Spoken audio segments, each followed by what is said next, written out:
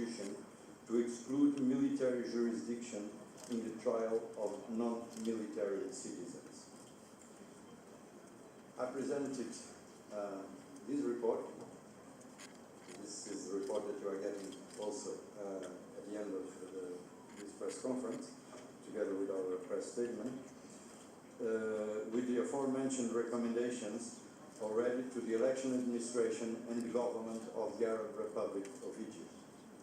This morning, our team organized a roundtable with the participation of representatives of civil society, international organizations, and technical assistant experts in order to discuss the recommendations and their implementation. Although the mandate of the European Union Election Observation Mission is concluded today, the European Union remains committed to support Egypt's efforts to conduct elections fully in line with applicable international standards for democratic elections. Last but not least, I would like to reiterate our gratitude for the support of all relevant institutions and the people of Egypt. Thank you very much, and I'm open for a Q&A period. So we have here a question in the first row. Please introduce yourself by name and also let us know who you work for. Rabah Fathi from Al-Yawm Al-Saba newspaper. Sir, I would like to know, you met with the Egyptian authorities. Have you discussed the possibility of observing the coming parliamentary elections, and what their reaction about the report? Thank you. Thank you. At this moment, there was no reaction to the report, as it was ended the very moment yesterday when we met the relevant authorities, both the election committee and the government through the Minister of Foreign Affairs, who is was our interlocutor during all the process, and therefore what we got as an answer was that the different bodies were going to study our recommendations, and we could eventually come up with some answers after that. As for your second question on the observation of the next legislative elections, there was only announced that international observers will most probably be invited for the next elections. So at this stage we are in the phase where we wait and see. دي ممكن انها تكون دي اللي غلبته في الانتخابات، او يعني نجح في الانتخابات بالسبب ده. او في حاجه ثانيه، ممثلي المجتمع المدني لما التقيتوا بيهم امبارح كان ايه تعليقهم على التقرير؟ هل كان في تعليق معين منهم؟ والخارجيه كان ليها تعليق؟ الخارجيه طبعا يعني هتقول تعليقها متاخر شويه بعد دراسته. المجتمع المدني هل قال تعليق معين على التقرير؟ Present the final report. Afterwards, we will take questions and answers.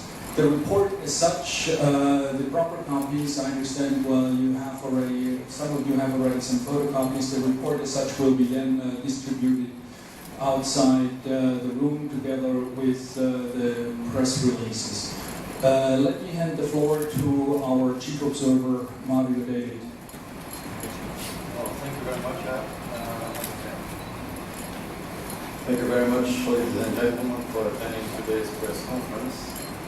I want, of course, regretfully, I have to start to extend my condolences to the Egyptian people regarding the barbarian attack and slaughters in Faratra. And I also wanted to share with you another sad news. The European Union Election Observation Mission also lost one of its observers in a similar cowardly attack a few days ago. In the future, one of our short-term observers is amongst the victims of the murder of the passengers of Malaysian Airlines MH17. So we want to offer to the families of all those murdered our sympathy. As the presidential elections is already some 2 months behind us, let me recall at the offset the mandate and methodology of the European Election Observation Mission. The European Union was invited by the Arab Republic of Egypt to observe the presidential elections for May 2014. As the European Union has a strong interest in supporting Egypt's further reforms, an election observation mission was established from April to June 2014.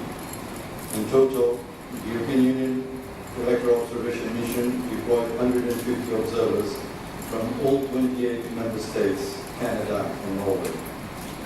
In line with the Observation Mission's long-standing methodology, an analysis of the electoral process was conducted, including the overall political environment, as this is a central element of any election.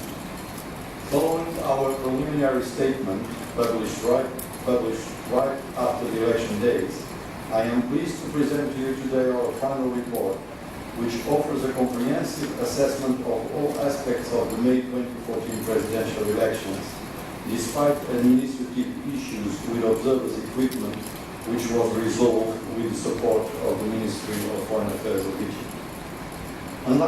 Unlike the preliminary statement, the report includes also a number of recommendations offered to the authorities, political parties and civil society of the Arab Republic of Egypt, with a view to boosting trust in the electoral process in its entirety across party lines, and to further consolidating the conduct of elections in line with applicable international standards.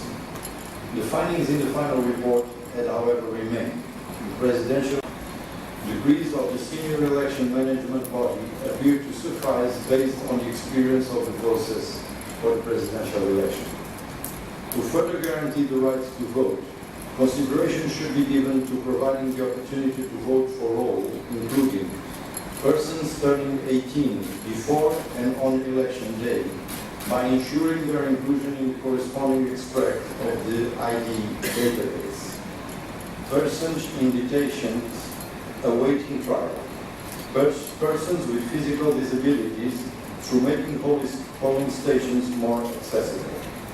Consideration should be given to further enhancing the secrecy of the ballot by issuing detailed guidelines instructing voters to fold their ballot paper before casting it down in the ballot box,